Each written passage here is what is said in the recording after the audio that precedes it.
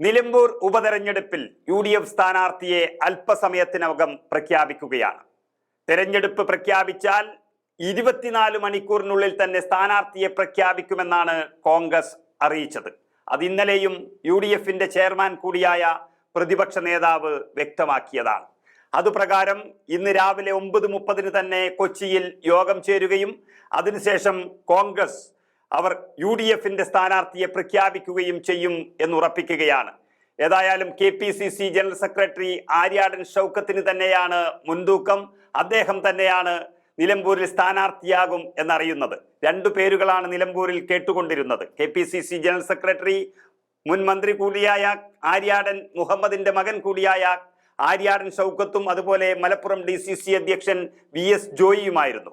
എന്നാൽ ആര്യാടൻ ഷൗക്കത്തിന് തന്നെ സ്ഥാനാർത്ഥിത്വം നൽകുന്നതിലേക്ക് UDFും കോൺഗ്രസും എത്തിച്ചേർന്നു എന്നാണ് അറിയുന്നത്.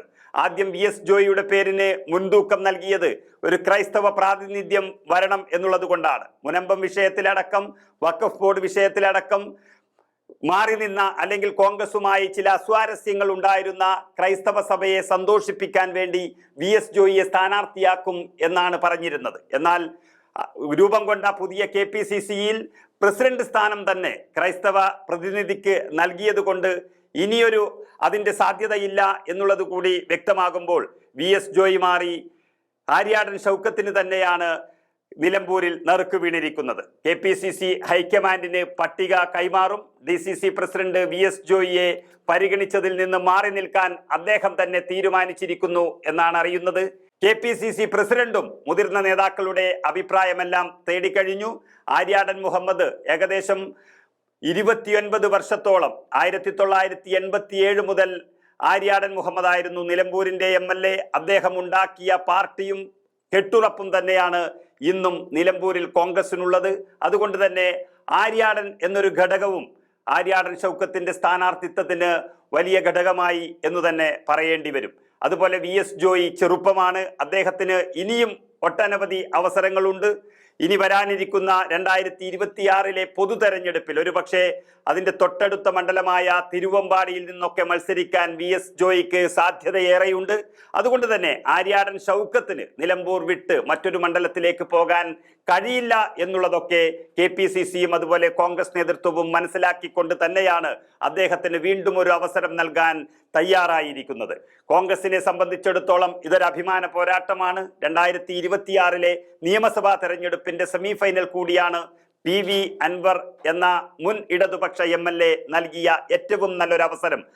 അത് പാഴാക്കാതെ വളരെ ശക്തമായി തന്നെ ഈ തെരഞ്ഞെടുപ്പിനെ നേരിട്ട് ഇടതുപക്ഷത്തിന്റെ കയ്യിലുണ്ടായിരുന്ന ഒരു സീറ്റ് കൂടി പിടിച്ചെടുത്താൽ UDFന് 2026 നിയമസഭാ തെരഞ്ഞെടുപ്പിനെ നേരിടുമ്പോൾ അതൊരു ശക്തിയായി മാറും എന്നുള്ളതും ഉറപ്പാണ്. അതുകൊണ്ട് തന്നെ LDFനെ സംബന്ധിച്ചിടത്തോളവും ഇത് വലിയ അഭിമാന പോരാട്ടമാണ്.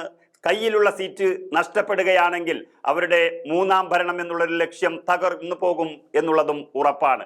അതുകൊണ്ട് തന്നെ CPMന്റെ കാര്യം എടുത്താൽ ഒരാഴ്ചയ്ക്കകം മാത്രമേ സ്ഥാനാർത്ഥിയെ പ്രഖ്യാപിക്കുമെന്ന് LDF അറിയിച്ചിട്ടുണ്ട്. പക്ഷേ നാളെ ചൊവ്വാഴ്ച പ്രഖ്യാപിക്കും എന്നുള്ള വാർത്തകളും പുറത്തു വരുന്നുണ്ട്. BJP ആണെങ്കിൽ നിലമ്പൂരിൽ സ്ഥാനാർത്ഥി ഉണ്ടാകില്ല എന്നുള്ള ഒരു സൂചന നൽകിയിരിക്കുന്നു. സ്ഥാനാർത്ഥിയെ നിർത്തേണ്ടതില്ല എന്ന് BJPയുടെ കോർ കമ്മിറ്റിയിൽ ഭൂരിപക്ഷ അഭിപ്രായം ഉയർന്നിട്ടുണ്ട്. ഈ തെരഞ്ഞെടുപ്പല്ല, ഇനി വരാനിരിക്കുന്ന പഞ്ചായത്ത് തെരഞ്ഞെടുപ്പും അതുപോലെ നിയമസഭാ തെരഞ്ഞെടുപ്പിലേക്കുമൊക്കെ ശ്രദ്ധ പതിപ്പിക്കാൻ നിലമ്പൂരിലെ ഒരു പരാജയം തടസ്സമാകരുത് എന്ന് BJP കരുതിയിട്ടുണ്ട്. നിലമ്പൂരിൽ പണവും അധ്വാനവും കളയേണ്ടതില്ല എന്നാണ് BJPയുടെ നേതാക്കളുടെ അഭിപ്രായം. മറ്റ് സ്ഥാനാർത്ഥികളെ നോക്കി ആവശ്യമാണെങ്കിൽ മാത്രം ഒരു പുനരാലോചന നടത്താനാണ് BJPയുടെ തീരുമാനം. ക്രിസ്ത്യൻ സമൂഹത്തെ തഴയുകയാണെങ്കിൽ പുനരാലോചിക്കാനും സാധ്യതയേറെയുണ്ട് എന്ന് BJPയിൽ നിന്നുള്ള ചില വാർത്തകളും പറയുന്നുണ്ട്. ഏതായാലും നിലമ്പൂരിലെ തെരഞ്ഞെടുപ്പ് ഉപതെരഞ്ഞെടുപ്പ് അതിൻ്റെ ഏറ്റവും പരകോടിയിൽ നിൽക്കുന്ന സമയത്ത് ആദ്യം തന്നെ, അതായത് 24 മണിക്കൂറിനുള്ളിൽ തന്നെ സ്ഥാനാർത്ഥിയെ പ്രഖ്യാപിച്ചുകൊണ്ട് ഒരു ചരിത്ര മുന്നേറ്റം നടത്താനാണ് കോൺഗ്രസും UDFും ലക്ഷ്യമിടുന്നത്. നമുക്കറിയാം, തൃക്കാക്കരയിലും അതുപോലെ പുതുപ്പള്ളിയിലും അതേ നീക്കം തന്നെ നടത്തി തിരഞ്ഞെടുപ്പ് ഫലം വരുമ്പോൾ 3 ഇരട്ടിയോളം ഭൂരിപക്ഷം ലഭിച്ച മണ്ഡലങ്ങളായി അത് മാറുമ്പോൾ അത് തന്നെയാണ് നിലമ്പൂരിൽ പരീക്ഷിക്കാനും കോൺഗ്രസും UDFും ഒരുങ്ങുന്നത്. ഏതായാലും അല്പസമയത്തിനകം സ്ഥാനാർത്ഥി പ്രഖ്യാപനം നടത്തുമ്പോൾ നിലമ്പൂരിൽ ഒരിക്കൽ കൂടി ആര്യാടൻ മുഹമ്മദിന്റെ മകൻ ആര്യാടൻ ഷൗക്കത്ത് മത്സരിക്കും എന്ന് തന്നെയാണ് നമുക്ക് ലഭ്യമാകുന്ന സൂചന.